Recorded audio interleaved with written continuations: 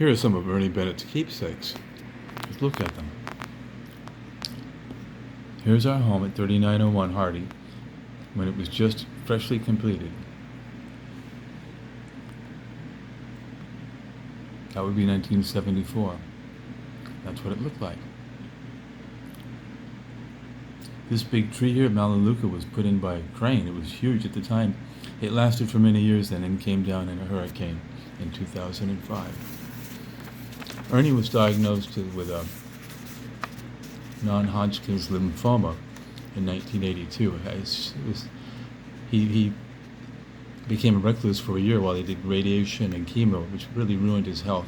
It ended up killing him years later because his throat was scarred by the radiation treatment in particular and constricted, and so when he would try to swallow food, it would tend to go down his windpipe and into his lungs, and he got pneumonia a number of times. But he lived to be 90, but he certainly was suffering for years and years. This is Don Horn. He's my friend, and they were lovers in the early 1950s. So Don is a pathologist. I don't know if he's still alive, but he oversaw the medical treatment for Ernie to make sure it was what he felt was correct. But I still have a feeling it was never cancer. It was just a little polyp on the vocal cord because his voice was getting coarse. And they did a biopsy and decided it was cancer, and they treated it aggressively, but it ruined his health for life. Took the curl out of his hair. So there he is at 18. Now this one here, this is interesting. This is with Scott. This would be 1976. Scott was a gay youth. He was 23, and he was a lover with Don Horn and with Ernie and he went from one guy to another, and he would use them. He was schizophrenic, and he was a drug addict, and he was a user, and he would just take advantage of people.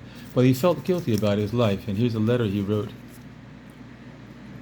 where he confesses everything. And then I have in a folder a suicide note.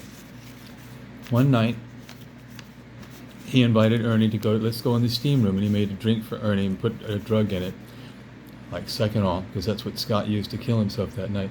And in the adjacent room is a steam room, a bathroom with a steam room.